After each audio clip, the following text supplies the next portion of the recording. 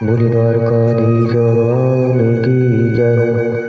आज का प्रसंग है ब्रह्मा जी का मोह और उसका नाश।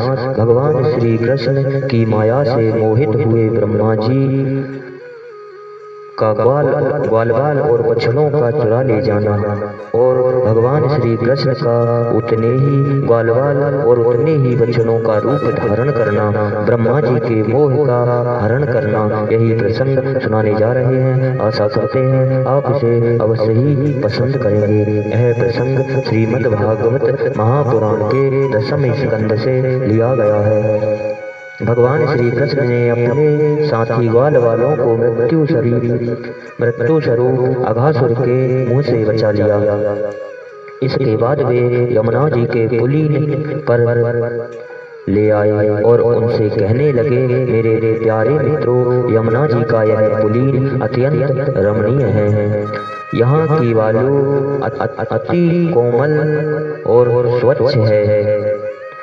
अब हम लोगों को यहाँ भोजन कर लेना चाहिए, क्योंकि दिन बहुत चढ़ आया है और हम लोग भूख से पीड़ित हो रहे हैं। बछड़े पानी पीकर समीप ही धीरे धीरे हरी हरी घास चरते रहे। ग्वाल वालों ने एक स्वर में ही कहा, ठीक है ठीक है। उन्होंने बछड़ों को पानी पिलाकर हरी हरी घास में छोड़ दिया और अपने अपने छींके खोलकर भगवान के साथ बड़े आनंद से भोजन करने लगे। सबके बीच में भगवान श्री कृष्ण बैठ गए। उनके चारों ओर ग्वालों ने बहुत सी मंडलाकार पंक्तियां बना ली, एक से एक सटकर बैठ गए। सबके मुंह भगवान श्री कृष्ण की ओर थे। सबकी आंखें आनंद से खिल रही थी। वन भोजन के समय भगवान श्री कृष्ण के साथ बैठे हुए ग्वालवाल ऐसे शोभायमान हो रहे थे मानो कमल की कर्णिका के चारों ओर उसकी छोटी बड़ी पंखुड़ियां शोभित हो रही हों। कोई पुष्प तो कोई पत्ते और कोई पल्लव, अंकुर, फल, छींके, छाल एवं पत्थरों के पात्र बनाकर भोजन करने लगे। भगवान श्री कृष्ण और ग्वाल बाल सभी परस्पर अपनी अपनी भिन्न भिन्न रुचि का प्रदर्शन करते हुए कोई किसी को हंसा देता, कोई स्वयं ही हंसते हंसते लोटपोट हो जाता। इस प्रकार सब भोजन करने लगे। उस समय की भगवान श्री कृष्ण जी की छटा सबसे निराली थी। उन्होंने मुरली को तो कमर की फेंट में आगे की ओर खींच लिया था। सिंगी और वैद बगल में दबा लिए थे। बाएं हाथ में बड़ा ही मधुर घृत मिश्रित दही भात का ग्रास था और अंगुलियों में अदरक, नींबू आदि के अचार मुरब्बे दबा रखे थे। ग्वाल बाल उनको चारों ओर से घेर कर बैठे हुए थे और वे स्वयं सबके बीच में बैठकर अपनी विनोद भरी बातों से अपने साथी ग्वाल वालों को हंसाते जा रहे थे। जो समस्त यज्ञों के एकमात्र भोक्ता हैं, वे ही भगवान ग्वाल वालों के साथ बैठकर इस प्रकार बाल लीला करते हुए भोजन कर रहे थे और स्वयं स्वर्ग के देवता आश्चर्यचकित होकर यह अद्भुत लीला देख रहे थे। इस प्रकार भोजन करते करते ग्वाल बाल भगवान की इस रसमयी लीला में तन्मय हो गए। उसी समय उनके बछड़े हरी हरी घास के लालच से घोर जंगल में बड़ी दूर निकल गए। जब ग्वाल वालों का ध्यान उनकी ओर गया तब तो वे भयभीत हो गए। उस समय अपने भक्तों के भय को भगा देने वाले भगवान श्री कृष्ण ने कहा, मेरे प्यारे मित्रों, तुम लोग भोजन करना बंद मत करो, मैं अभी बछड़ों को लिए आता हूँ। ग्वाल वालों से इस प्रकार कहकर भगवान श्री कृष्ण हाथ में दही और भात का कौर लिए ही पहाड़ों, गुफाओं, कुंजों एवं अन्य भयंकर स्थानों में अपने तथा साथियों के बछड़ों को ढूंढने चल दिए। ब्रह्मा जी पहले से ही आकाश में उपस्थित थे। प्रभु के प्रभाव से अघासुर का मोक्ष देखकर उन्हें बड़ा आश्चर्य हुआ। उन्होंने सोचा कि लीला से मनुष्य बालक बने हुए भगवान श्री कृष्ण की कोई और मनोहर महिमामय लीला देखनी चाहिए। ऐसा सोचकर उन्होंने पहले तो बछड़ों को और फिर भगवान श्री कृष्ण के चले जाने पर ग्वाल वालों को भी हरण कर लिया और ले जाकर किसी अन्य गुप्त स्थान पर उन्हें रख दिया और स्वयं ब्रह्मा जी अंतर्धान हो गए। अंततः वे जड़ कमल की ही तो संतान है। भगवान श्री कृष्ण बछड़े को न मिलने पर यमुना जी के पुलीन पर लौट आए, परंतु वहाँ क्या देखते हैं कि ग्वालवाल भी वहाँ नहीं है। तब उन्होंने वन में घूम घूम कर चारों ओर उन्हें ढूंढा, परंतु जब ग्वालवाल और बछड़े कहीं भी न मिले तब वे तुरंत जान गए कि यह ब्रह्मा की करतूत है। वे सारे विश्व के एकमात्र ज्ञाता हैं। अब भगवान श्री कृष्ण ने बछड़ों और ग्वालवालों की माताओं को तथा ब्रह्मा जी को भी आनंदित करने के लिए अपने आप को ही बछड़ों और ग्वालवालों दोनों के रूप में बना लिया। भगवान सर्व समर्थ हैं। वे ब्रह्मा जी के चुराए हुए ग्वालवाल और बछड़ों को ला सकते थे, किंतु इससे ब्रह्मा जी का मोह दूर नहीं होता और वे भगवान की उस दिव्य माया का ऐश्वर्य न देख सकते जिसने उनके विश्वकर्ता होने के अभिमान को नष्ट किया। इसलिए भगवान उन्हीं ग्वालवाल और बछड़ों को न लाकर स्वयं ही वैसे ही एवं उतने ही ग्वालवाल और बछड़े बन गए, क्योंकि वे तो संपूर्ण विश्व के कर्ता सर्वशक्तिमान ईश्वर हैं। वे बालक और बछड़े की संख्या में जितने थे, जितने छोटे छोटे उनके शरीर थे, उनके हाथ पैर जैसे जैसे थे उनके पास उतनी जितनी और जैसी छड़ियाँ, सिंगी, बांसुरी, पत्ते और छींके थे, जैसे जितने वस्त्र आभूषण थे, उनके शील, वैभव, गुण, नाम, रूप और अवस्थाएं जैसी थी। जिस प्रकार वे खाते पीते और चलते थे, ठीक वैसे ही और उतने ही रूपों में सर्वरूप भगवान श्री कृष्ण प्रकट हो गए। उस समय यह संपूर्ण जगत विष्णु रूप था। यह वेदवाणी मानो मूर्तिमती होकर प्रकट हो गई। सर्वात्मा भगवान स्वयं ही बछड़े बन गए और स्वयं ही ग्वालवाल अपने आत्मस्वरूप बछड़ों को अपने आत्मस्वरूप ग्वालवालों के द्वारा घेर कर अपने ही साथ अनेकों प्रकार के खेल खेलते हुए उन्होंने ब्रज में प्रवेश किया। जिस ग्वालवाल के जो बछड़े थे उन्हें उसी ग्वालवाल के रूप से अलग अलग ले जाकर उनकी बगल में भेज दिया और भिन्न भिन्न बालकों के रूप में उनके भिन्न भिन्न घरों में चले गए। ग्वालवालों की माताएं बांसुरी की तान सुनते ही जल्दी से दौड़ाईं। ग्वालवाल बने हुए परब्रह्म भगवान श्री कृष्ण को अपने बच्चे समझकर उन्होंने हाथों से उठाकर उन्हें जोर से हृदय से लगा लिया। इसी प्रकार प्रतिदिन संध्या समय भगवान श्री कृष्ण उन ग्वालवालों के रूप में वन से लौट आते और अपनी बाल सुलभ लीलाओं से माताओं को आनंदित करते। वे माताएं उन्हें उबटन लगाती, नहलाती, चंदन का लेप करती और अच्छे वस्त्रों तथा गहनों से सजाती। दोनों भौहों के बीच में डीठ से बचाने के लिए काजल का डिटोना लगा देती तथा भोजन कराती और तरह तरह से बड़े लाड प्यार से उनका लालन पालन करती। ग्वालिनों के समान गाय भी जब जंगलों से चरकर जल्दी जल्दी लौटती और अपने हुंकार सुनकर उनके प्यारे बछड़े दौड़कर उनके पास आ जाते, तब वे बार बार उन्हें अपनी जीभ से चाटती और अपना दूध पिलाती। उस समय स्नेह की अधिकता के कारण उनके थनों से स्वयं ही दूध की धार बहने लगती। इन गायों और ग्वालिनों का मात्र भाव पहले जैसा ही ऐश्वर्य ज्ञान रहित और विशुद्ध था। हाँ, अपने असली पुत्रों की उपेक्षा इस समय उनका स्नेह अवश्य अधिक था। इसी प्रकार भगवान भी उनके पहले पुत्रों के समान ही पुत्र भाव दिखला रहे थे, परंतु भगवान में उन बालकों के जैसा मोह का भाव नहीं था कि मैं इनका पुत्र हूँ। अपने बालकों के प्रति ब्रजवासियों की स्नेह लता दिन प्रतिदिन 1 वर्ष तक धीरे धीरे बढ़ती ही चली गई। यहाँ तक कि पहले श्री कृष्ण में उनका जैसा असीम और अपूर्व प्रेम था, वैसा ही अपने इन बालकों के प्रति भी हो गया। इस प्रकार सर्वात्मा भगवान श्री कृष्ण बछड़े और ग्वाल वालों के बहाने गोपाल बनकर अपने बालक रूप से वत्स रूप का पालन करते हुए 1 वर्ष तक वन में गोष्ठ में क्रीड़ा करते रहे।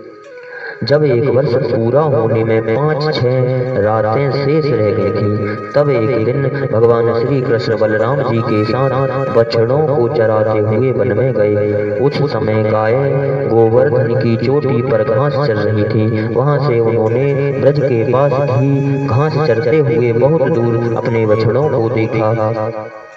बछड़ों को देखते ही गायें वात्सल्य स्नेह गायों को उमड़ाया और वे अपने आप की सुध बुध खो बैठी और बालों के रोकने की कुछ भी परवाह न कर जिस मार्ग से वे ना जा सकते थे, उस मार्ग से हुंकार करती हुई वेग से दौड़ी बनी और उस समय उनके थनों से दूध बहाता जा रहा था और उनकी गर्दनें सिकुड़ कर रील से मिल गई थीं। वे पूंछ तथा सिर उठाकर इतने वेग से दौड़ रही थीं कि मालूम होता था कि उनके 2 ही पैर हैं। जिन गायों के और भी बछड़े हो चुके थे, वे भी गोवर्धन के नीचे अपने पहले बछड़ों के पास दौड़ाई और उन्हें स्नेहवश अपने आप बहता हुआ दूध पिलाने लगी। गोपों ने उन्हें रोकने का बहुत प्रयत्न किया, परंतु उनका सारा प्रयत्न व्यर्थ रहा।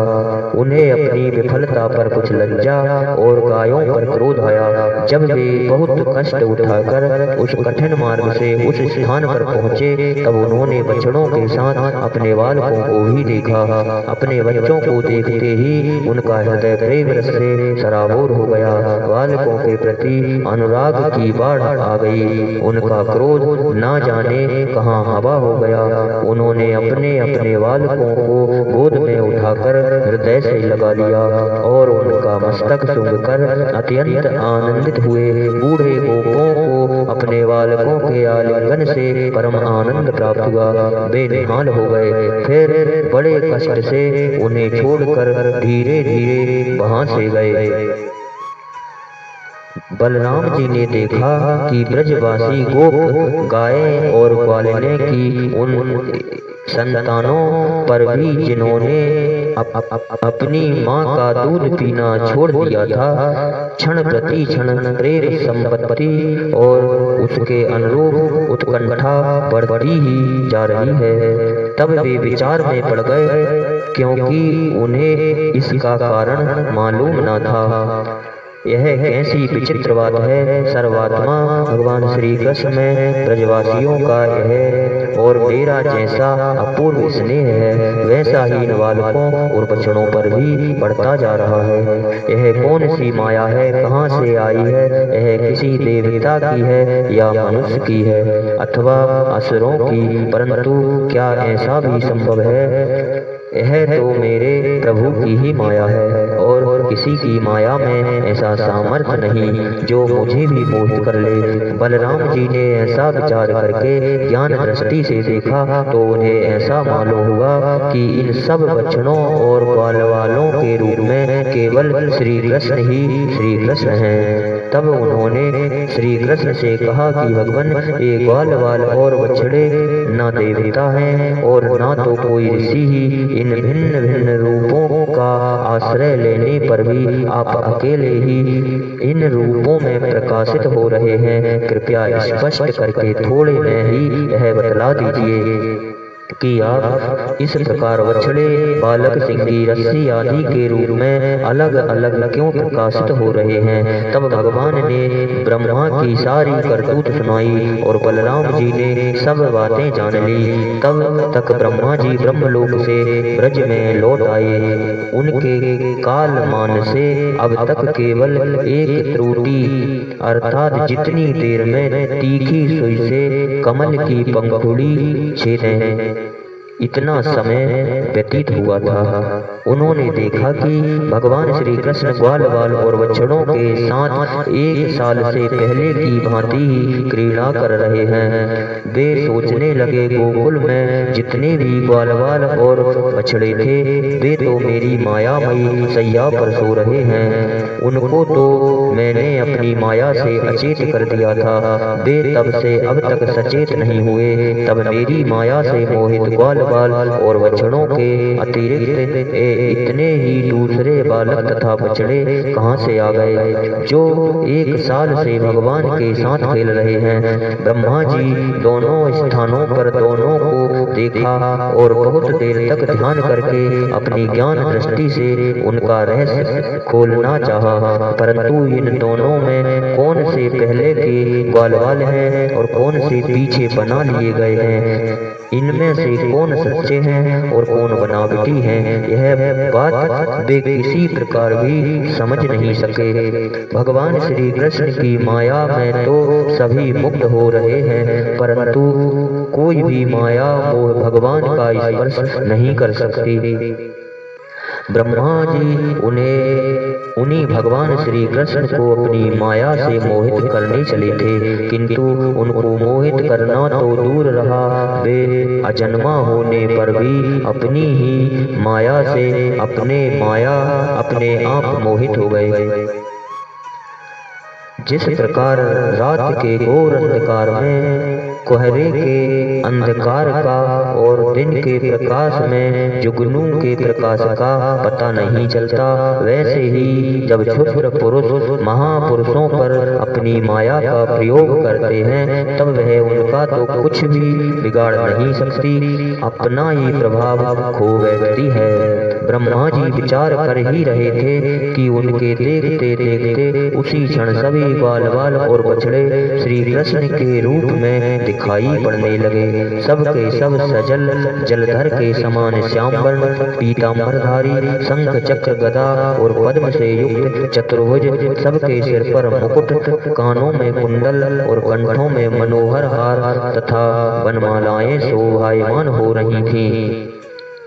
ऐसा जान पड़ता था मानो वे इन दोनों के द्वारा सत्वगुण और रजोगुण को स्वीकार करके भक्त जनों के हृदय में शुद्ध लालसाएं जगाकर उनको पूर्ण कर रहे हैं।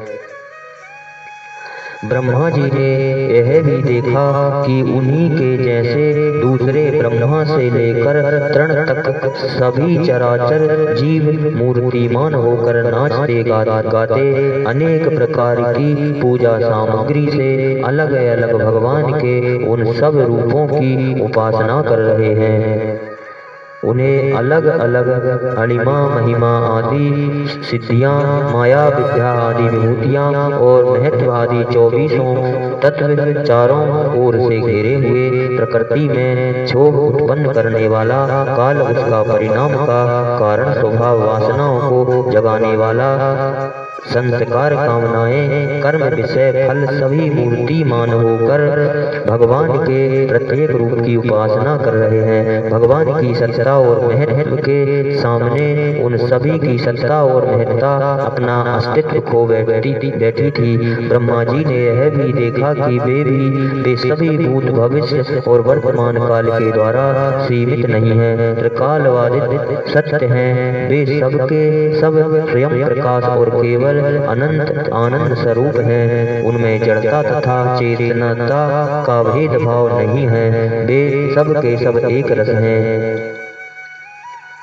तत्व ज्ञानियों की दृष्टि भी उनकी अनंत महिमा का स्पर्श नहीं कर सकती। इस प्रकार ब्रह्मा जी ने एक साथ ही देखा कि वे सब के सब उन परब्रह्म परमात्मा श्री कृष्ण के स्वरूप हैं, जिनके प्रकाश से यह सारा चराचर जगत प्रकाशित हो रहा है। यह अत्यंत आश्चर्य में दृश्य देखकर ब्रह्मा जी तो चकित रह गए। उनकी 11 इंद्रियां, 5 कर्मेंद्रियां, 5 ज्ञानेंद्रियां और एक मन क्षुब्ध एवं स्तब्ध रह गए।